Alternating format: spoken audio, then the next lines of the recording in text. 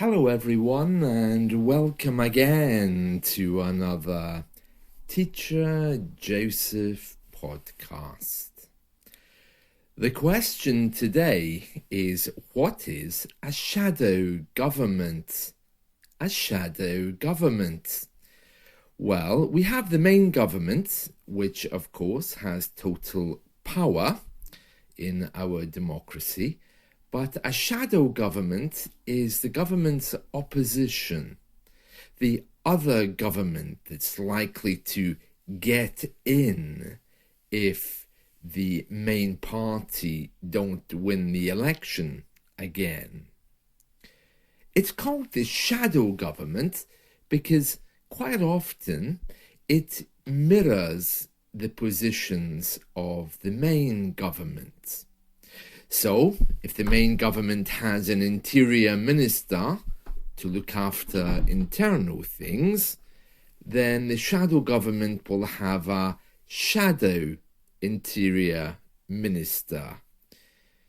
It will examine the policies of the main government's interior minister, and then it will tell you what it will do when or if it wins the election.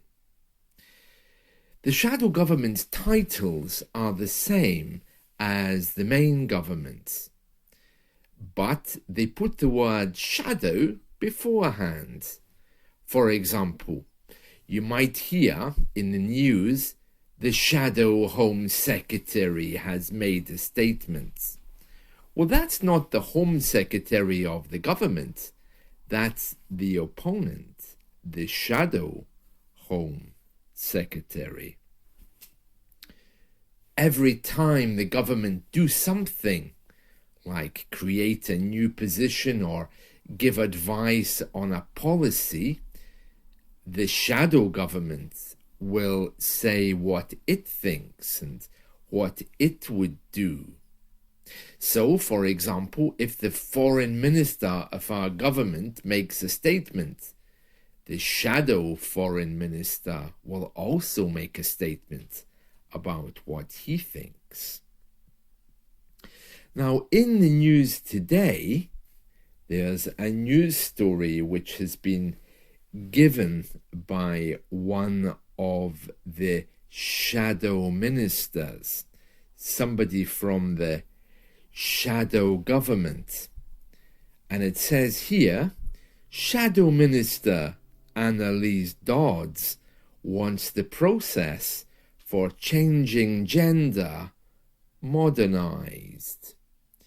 Now, for those of you who don't know, here in the UK we have an increasing number of people who want, for many different reasons, to be recognized as a different gender. We have men who would prefer to live as women, women who would prefer to live as men, and also we have people who are going through operations, medical surgery, to create different genders than the ones they were born with. Now, currently, this is a very complicated process because you need to have a psychiatrist, a doctor, a surgeon, unless, of course, you just go abroad and then come back as a different person. Well, we're going to read this story now, and it's from the Independent newspaper. It says here, Labour, that's our opposition party, Labour is set to make it easier to change gender by allowing a single family doctor to make the decision under plans to simplify the process.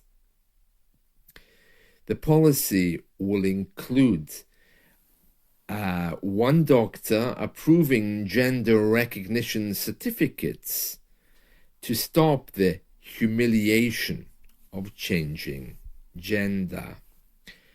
The party wants to make the process less medicalized but added that the plans would retain the involvement of a doctor.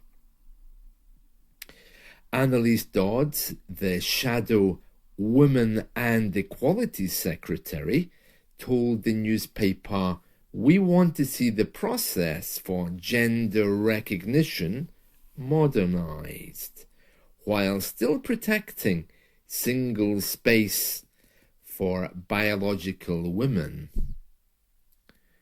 The party, Labour, said it had not yet decided whether the medical professional who will make the decision will simply be the family doctor or a gender specialist, with the issue likely to be consulted if the party wins the next election. Currently, to obtain a gender recognition certificate, one that recognizes you in your second gender, someone has to be diagnosed with gender dysphoria, have been living in their affirmed gender for 2 years, and intend to live in that gender for the rest of their life.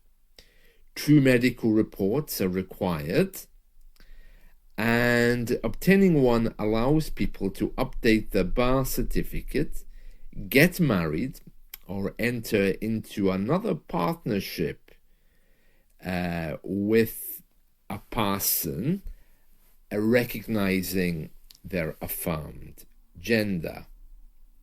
In Scotland, proposals would have made it easier for a transgender person to obtain a certificate by removing the complete need for medical diagnosis. However, the UK government blocked those proposals. Well, it's very interesting, and there's all kinds of discussions about this. The current Women and Equalities Minister, this is the one who's not the shadow Women's and Equalities Minister, this is the one from the current government, they have said there's no reason to relax these safety measures. Our opposition should stop trying to weaponize this issue and just allow professionals to do their job. Yeah, so that's the news there about our shadow government planning to make it easier for people to change their gender. Now, all around the UK, we have many people with very loud voices who really want to change their gender. So I don't know quite what's going to happen with that, but it is a very big issue right now here in the UK.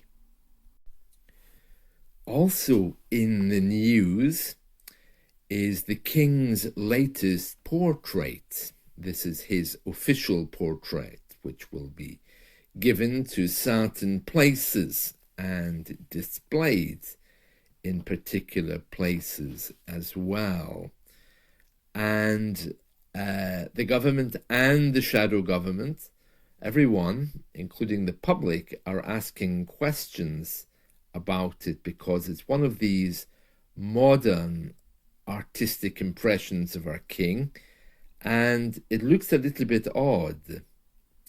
The painting by Jonathan Yeo depicts the king wearing the uniform of the Welsh Guards against a red or orange backdrop.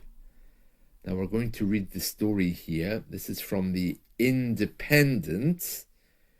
It says, "The unusual portrait has divided opinion amongst royal fans and social media users." It's very interesting. This portrait, it looks awful. And someone here is saying the monarch looks like he's in hell, with someone else saying that he looks like Satan.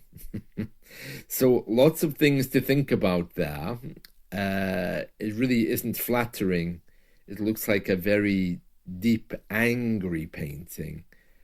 So that's also making the headline news today.